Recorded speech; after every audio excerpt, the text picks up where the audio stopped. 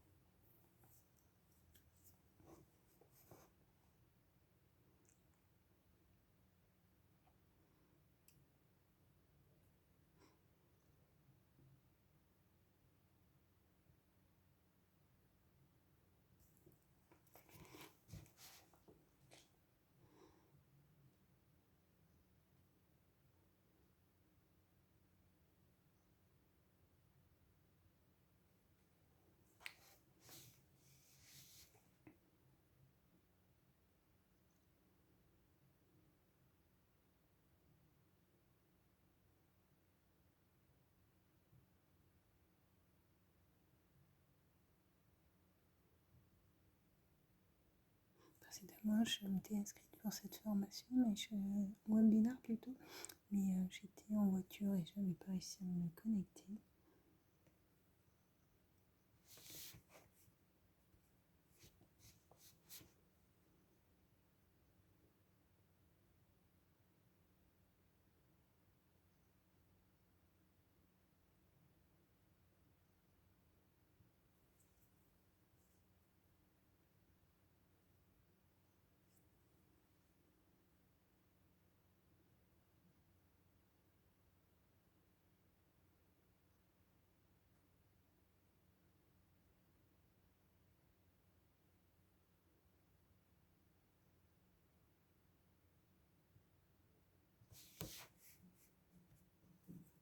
Relations presse.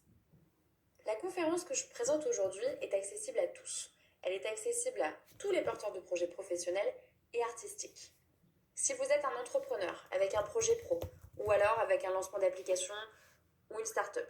Si vous êtes un coach business, un naturopathe ou un coach en développement personnel, vous êtes peut-être aussi artiste, vous avez peut-être un livre à promouvoir, vous êtes peintre, sculpteur, ou alors même un créateur de marque, vous avez peut-être un site e-commerce, vous avez créé une box, vous avez une marque éco-responsable, vous êtes peut-être aussi commerçant ou restaurateur, vous avez peut-être un commerce de proximité. En tout cas, cette conférence est accessible à tout le monde et vous êtes au bon endroit. Pour que cette conférence vous apporte un maximum de valeur, Je vous conseille dans un premier temps d'éloigner les distractions et de vous mettre au calme. Prenez des notes et soyez attentifs afin de tirer parti de cette heure passée ensemble. On va démarrer tout de suite. Le saviez-vous ?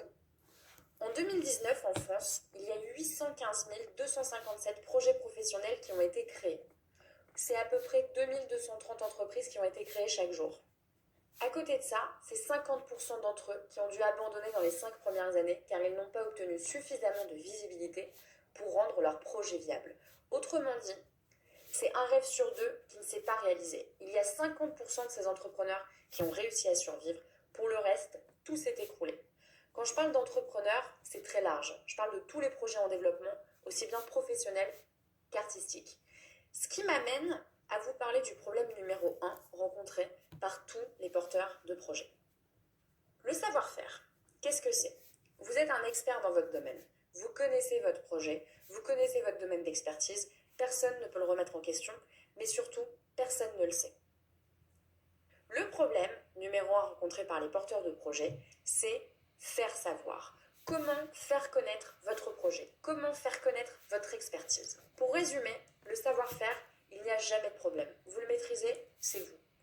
Par contre, le faire savoir, c'est beaucoup moins évident. Pour rétablir ce problème numéro 1, il faut avoir des clients. Et pour avoir des clients, vous avez besoin de visibilité. Sans visibilité, vous obtiendrez peu de confiance de la part de vos prospects. De ce fait, vos prospects ne se transformeront pas en clients. Votre clientèle stagnera ou n'existera pas. Et surtout, vous n'aurez pas assez de trésorerie pour survivre. Pas assez de trésorerie pour survivre, ça veut dire quoi ? Est-ce que vous avez envie de faire partie des 50% des entrepreneurs qui mettent la clé sous la porte ? Si vous êtes là aujourd'hui à m'écouter, c'est que vous avez conscience qu'il faut développer la visibilité de votre projet et je doute que vous ayez envie de faire partie de ces entrepreneurs qui arrêtent tout. A contrario, si votre projet est mis en lumière et vous avez de la visibilité, vous allez dans un premier temps obtenir une crédibilité auprès de vos potentiels clients. Ils vont vous faire confiance. Il y a tout de suite un lien qui va se créer avec eux. Vous pouvez espérer mettre en place des partenariats et surtout avoir un chiffre d'affaires conséquent qui vous permet d'être du bon côté de la balance, mais pas n'importe quelle visibilité. Là, je ne vous parle pas de la visibilité que vous avez aujourd'hui. Ce ne sont pas vos amis qui feront vivre votre activité dans le temps. Ils vous soutiennent, ils vous écoutent, ils sont là depuis le début. Ils vont certainement acheter une fois votre produit ou en tout cas y participer pour vous soutenir et évidemment vous faire plaisir parce que ce sont vos proches, mais ils ne vont pas vous permettre de survivre et de pérenniser votre activité. Je vous donne un exemple. Moi, ma mère me soutient, mes amis aussi, mais ce ne sont pas mes clients. Ils ne me donnent pas de l'argent tous les mois pour faire vivre mon activité. Ce qui nous amène à l'objectif numéro 1 de tous les porteurs de projets. C'est la visibilité externe. Quand je parle de visibilité externe, je parle des gens qui ne vous connaissent pas encore. Ce sont eux qui vont faire votre chiffre d'affaires et qui vont vous permettre de pérenniser votre activité. Sinon, croyez-moi, tout le temps investi et que vous aurez engagé n'aura servi à rien du tout. Donc votre objectif aujourd'hui, c'est d'être visible auprès des gens qui ne vous connaissent pas. Cet objectif, il est toujours relégué au second plan. La visibilité devrait être votre priorité et la priorité de tous les entrepreneurs et de tous les artistes. Au lieu de ça, vous êtes tous focalisés sur la conception et la production de votre projet et de votre produit, et le lancement, vous l'oubliez complètement. Vous oubliez l'essentiel, c'est-à-dire de se poser la question, qui va s'intéresser à mon projet quand il sera disponible ? C'est pas parce que, par exemple, vous avez un site e-commerce, vous allez le mettre en ligne, personne ne va deviner que vous existez. Vous ne pouvez pas juste attendre que quelqu'un vienne et que quelqu'un passe. Moi, j'ai de plus en plus de clients qui me contactent en me disant qu'ils lancent un projet dans 6 mois et qu'ils penseront à la visibilité de leur projet et de leurs produits à ce moment-là. C'est une grosse erreur et vous êtes trop nombreux à utiliser des solutions de dernière minute. Ces solutions, ce sont les solutions plébiscitées par les entrepreneurs. La publicité, le référencement et les réseaux sociaux. La publicité, vous pouvez décider de mettre de la pub en ligne ou alors même d'acheter des spots TV, des spots radio, c'est des choses qui sont très bien. Le référencement, ça va vous permettre de positionner votre site en première position et d'être visible par rapport aux autres. Et les réseaux sociaux, vous pouvez évidemment développer votre présence, que ce soit sur Facebook, Instagram ou même YouTube, et peut-être même voir faire des partenariats avec des influenceurs. Je suis désolée de vous le dire, mais la triste vérité, c'est que la publicité, c'est payant. Déjà, il faut souvent avoir beaucoup de trésorerie à investir, plusieurs milliers d'euros. C'est compliqué à mettre en œuvre et surtout ça prend du temps, notamment avec la complexité des algorithmes. Le référencement, c'est également compliqué parce qu'il faut faire appel à des experts et ça prend énormément de temps. Et ça coûte également de l'argent.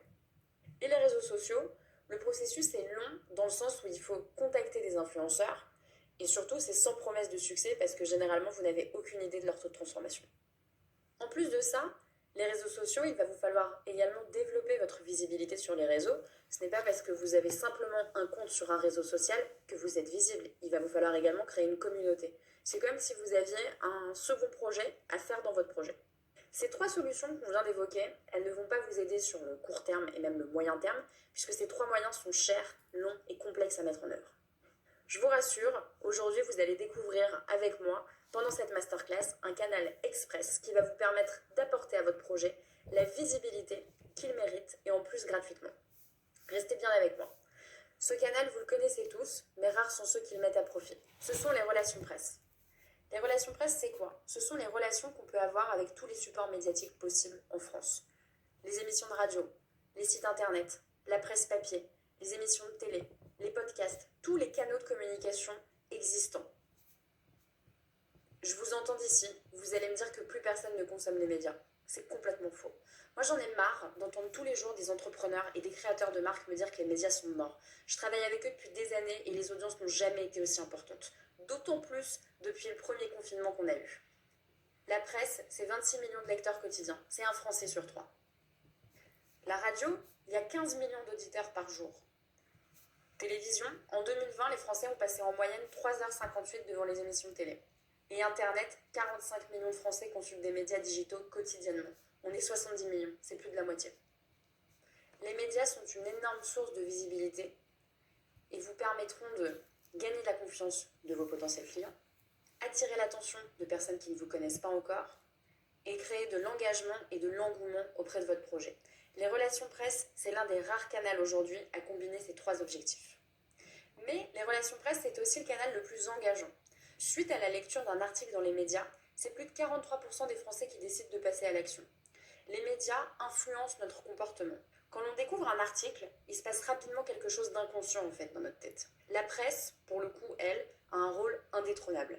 Certains lecteurs lisent les mêmes médias depuis des années. Le fait de passer dans un média, d'être publié dans un média, c'est obtenir l'assurance d'avoir du business et des clients. En plus de ça, les bénéfices sont multiples et variés. Les relations presse vous apporteront de la notoriété. On reconnaît votre projet et vous devenez une référence dans votre domaine. Les relations presse vous apporteront également de la crédibilité. Si un média parle de vous, il vous valide, il atteste de la pertinence de votre projet et cela rassure vos prospects pour les transformer en clients. Les relations presse vous apportent également du business. On vous propose des partenariats, de nouvelles opportunités peuvent s'ouvrir à vous, tout simplement parce qu'on vous découvre. Pour résumer, les bénéfices des relations presse sont conséquents. Et la bonne nouvelle, c'est qu'il y a de la place pour tout le monde. Pour la simple et bonne raison que le panorama média est très large. Il y a 4 supports médiatiques qui existent, soit des milliers de supports de parution. Vous avez tout d'abord la presse. C'est plus de 600 titres répartis entre la presse payante et la presse professionnelle. Vous avez également plus de 2500 antennes régionales et nationales de radio en France. Il y a plus de 500 sites presse et médias digitaux. Les sites presse, ce sont les versions digitales des magazines papier et les médias digitaux, ce sont des médias qui sont uniquement visibles sur le web. Vous avez aujourd'hui en France 31 chaînes numériques de télévision avec des dizaines d'émissions de télé réparties sur chacune de ces chaînes.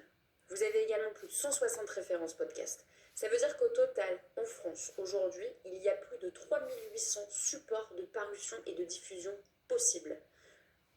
Sans compter, évidemment, les milliers de blogs qui existent en fonction des thématiques spécialisées. 3800 supports de parution, c'est potentiellement 3800 opportunités pour vous de voir votre projet apparaître dans l'un de ces médias, et cela, peu importe votre type d'activité.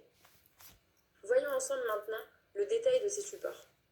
Ça peut être la presse généraliste. La presse généraliste, elle s'adresse à toutes les audiences. Il y a plusieurs centaines de titres différents qui traitent chacun des thèmes. La société, la santé, la musique, la mode, la décoration. Donc potentiellement, vous pouvez obtenir une parution dans la presse généraliste. Il y a également la presse spécialisée qui traite de sujets spécifiques, que ce soit du business, du marketing, du bien-être, du tourisme. Vous pouvez également espérer communiquer à propos de votre projet dans la presse spécialisée. Encore un autre support. Mais ce n'est pas tout. Il y a également la presse internet. Chacun des médias papier ont également une version web, une version digitale. En fait, ce que je veux vous expliquer maintenant, c'est que la portée de visibilité, elle est multipliée. Il y a également des médias qui sont uniquement sur le web et qui sont très influents. Évidemment, vous avez également des émissions de radio et des podcasts qui traitent de tous les sujets. Donc potentiellement, une station de radio peut parler de votre projet. Pareil pour les émissions de télévision. On a les JT d'info, les émissions de divertissement, les émissions quotidiennes, les émissions business. Là aussi, il y a de la place pour parler de vous. Et le meilleur dans tout ça, c'est que tous les médias que je viens de vous énumérer, tous les supports médiatiques dont je viens de vous parler, peuvent parler de votre projet gratuitement. Que vous ayez un projet professionnel ou un projet artistique. Pour obtenir des parutions médias gratuitement, il faut d'abord comprendre comment fonctionnent les médias. Les médias fonctionnent tous de la même manière. Vous avez d'un côté ce qu'on appelle la régie publicitaire, qui est donc le côté payant. Et de l'autre côté, la partie éditoriale, qui est, autrement dit, gratuite.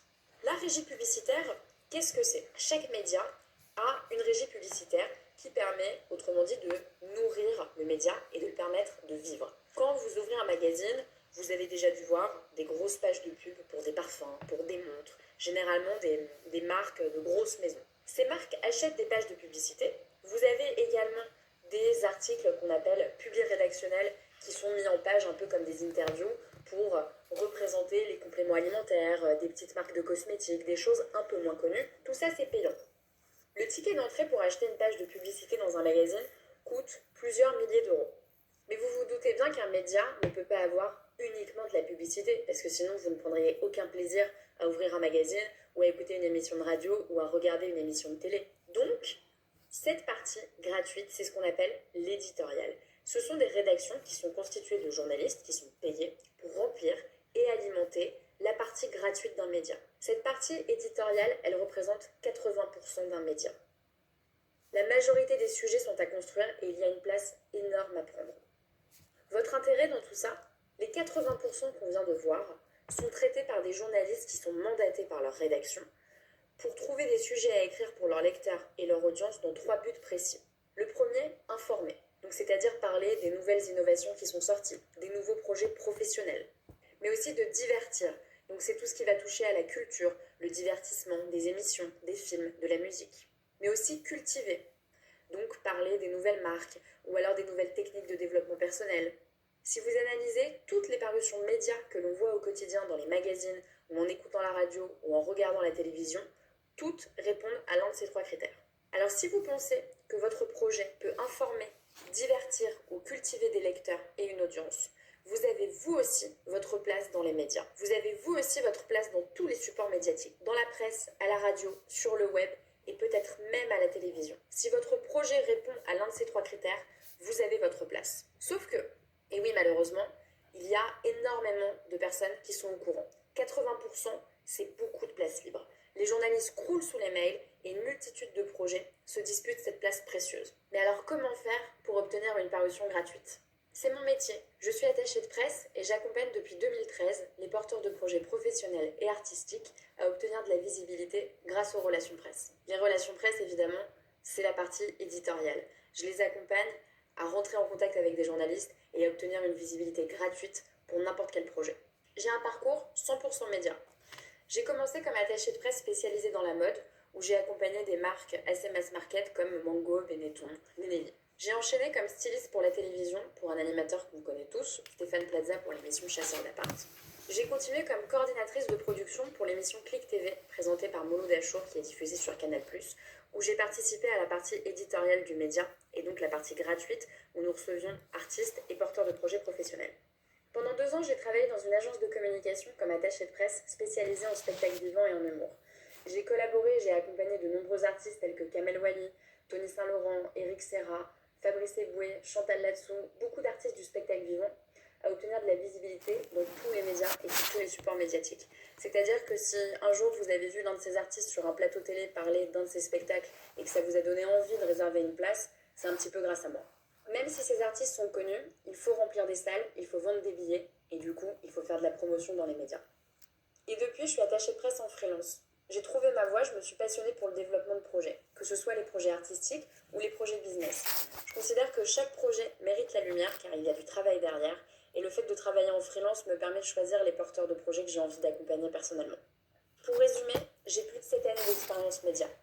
Dans cette conférence, j'ai envie de vous partager le secret d'une profession qu'utilisent les agences de relations publiques et les attachés de presse. J'ai obtenu plus de 1150 parutions pour mes clients.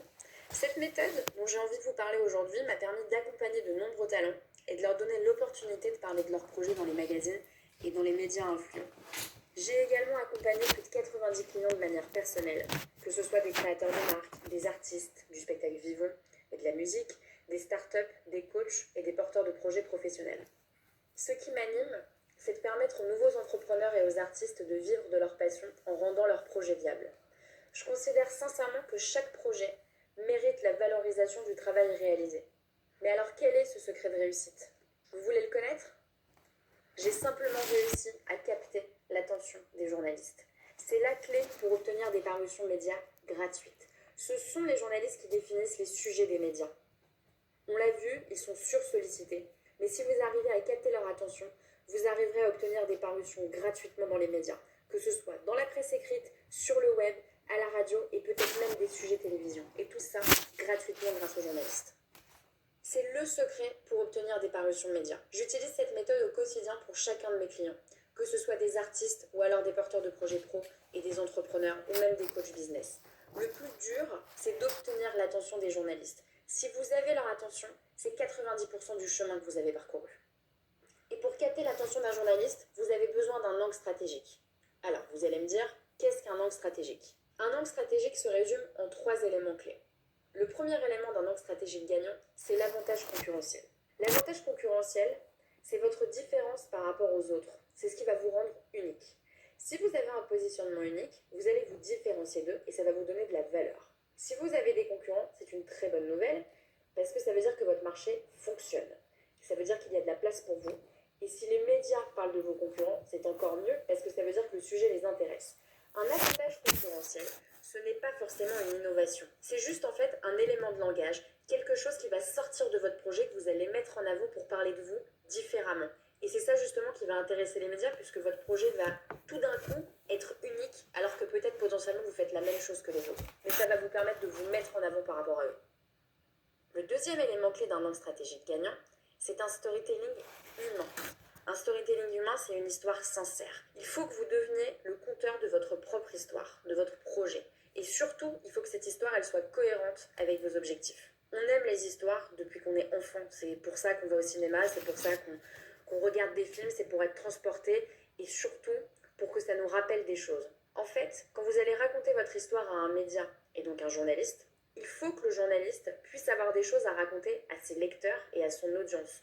N'oubliez pas que quand un journaliste écrit un sujet, ce sujet est destiné à quelqu'un. Cette interview est destinée à être lue, à être écoutée ou à être regardée. Donc quand vous contactez un journaliste, n'oubliez pas que derrière lui, il y a des gens humains qui vont lire cette histoire et qui peuvent potentiellement s'identifier. Le troisième élément clé d'un angle stratégique gagnant, c'est le fondateur engagé. Un fondateur engagé, c'est un fondateur qui est concerné. Incarnez le projet. Votre discours sera beaucoup plus efficace car vous maîtriserez tous les éléments. Moi, c'est ce que je conseille à tous mes clients. Incarnez votre projet. Qui mieux que vous pour en parler et pour défendre votre projet? On vient de voir ensemble les 3 éléments clés qui constituent un angle stratégique gagnant. Si vous savez comment définir votre avantage concurrentiel, si vous avez un bon storytelling et si vous incarnez votre projet, vous avez tous les éléments pour intéresser les journalistes et pour passer dans les médias gratuitement. Et c'est très facile à mettre en place. Là, on vient de voir ensemble la théorie. Je vous propose qu'on passe maintenant à la pratique. Voyons ensemble maintenant quelques exemples de projets qui ont réussi à obtenir des parutions médias grâce à la technique de l'angle stratégique. Je vais vous présenter tout d'abord Digger. Digger, c'est une application qui a été créée par un jeune entrepreneur fan de basket. Cette application vous permet très rapidement, grâce à une photo, de retrouver n'importe quel modèle de basket, les points de vente, l'endroit où vous pouvez le commander le plus rapidement, le meilleur prix et surtout l'histoire de la basket. Le challenge de Digger, c'était de se faire connaître rapidement pour accentuer sur le côté innovation, car c'est la seule application à proposer ça jusqu'à présent, afin d'obtenir des partenaires. L'angle stratégique qu'on a mis en place pour Digger, c'est de comparer cette application à Shazam. Je pense que vous connaissez tous cette application de reconnaissance musicale, et bien là ça fonctionne de la même manière. Digger aujourd'hui, c'est la seule application capable de reconnaître la basket de vos rêves en quelques secondes. En ayant transposé cette application et en la comparant à Shazam, les journalistes ont compris rapidement comment fonctionnait Digger. Digger aussi, ce qui a été très intéressant, c'est que le fondateur a commencé à penser à la visibilité au moment de la création et de la conception de son application. Au moment où je vous parle aujourd'hui, l'application n'est pas encore disponible. Alors vous allez me dire, mais pourquoi avoir communiqué si l'application n'était pas disponible? Tout simplement pour la rendre visible. C'est-à-dire qu'on a commencé avec un média féminin. En moins de 3 jours, on s'est retrouvé à avoir des pleines pages à parler de cette application dans tous les médias mode influents, type GQ, Grazia, etc. En moins d'une semaine, on s'est retrouvé dans le L Québec. Grâce à cette visibilité prématurée, mais efficace, Digger a obtenu des clients qui sont déjà prêts et qui attendent le lancement de l'application. Des investisseurs l'ont contacté. Ça lui a permis d'échanger avec des grands majors de l'industrie. Anticiper la visibilité de cette application lui a permis de se développer d'une manière pérenne avant même de lancer le produit. Communiquer avant même le lancement, ça peut vous permettre de créer de l'attente et de fédérer une communauté. La communication de Digger, ça s'est vraiment fait en cascade. C'est-à-dire qu'on est d'abord allé chercher un média qui en a emmené un autre et ensuite un autre. Et comme je vous dis, en moins de 10 jours, on s'est retrouvé jusqu'au Québec. Je voudrais maintenant vous parler de BIM. BIM, c'est une start-up créée par 2 jeunes entrepreneurs, Philippe et Antoine, qui, au moment du premier confinement en mars 2020, échangeaient beaucoup avec leurs copains restaurateurs à propos de la reprise post-confinement. Comment les restaurants et les restaurateurs vont réussir à faire respecter les gestes barrières au sein de leur établissement. De là est né BIM. BIM, c'est un petit sticker qui fait 3 cm sur 3, un rond, dans lequel il y a une méthodologie NFC Tools à l'intérieur qui vous permet de digitaliser le menu de votre restaurant. Le challenge de BIM, c'était de faire connaître leurs produits rapidement, alors que premièrement, Philippe et Antoine étaient complètement inconnus du grand public et leur start-up, personne ne la connaissait. Et surtout, il fallait prévoir la réouverture et faire connaître leurs produits auprès des restaurants pour que le premier jour d'ouverture, ils soient prêts à démarrer et à recevoir leurs clients de manière correcte en respectant les gestes barrières. L'angle stratégique pour BIM, ça a été d'expliquer aux journalistes à quel point il était urgent pour les restaurateurs de digitaliser la carte de leur restaurant pour se soumettre aux règles sanitaires Covid lors de la réouverture des établissements en mai 2020. Alors vous allez me dire, on est tous allés au resto, il y avait des QR codes partout. Certes, mais par contre, on a parlé de BIM d'une autre manière. BIM, ce sont des stickers qui sont imperméables, donc vous pouvez très bien consulter votre menu sur une table en terrasse, même s'il pleut, et ils sont personnalisables, aux couleurs de votre restaurant. Communiquer à propos de cette start-up avec cet angle stratégique d'urgence de digitaliser la carte de leur restaurant, ça leur a apporté une visibilité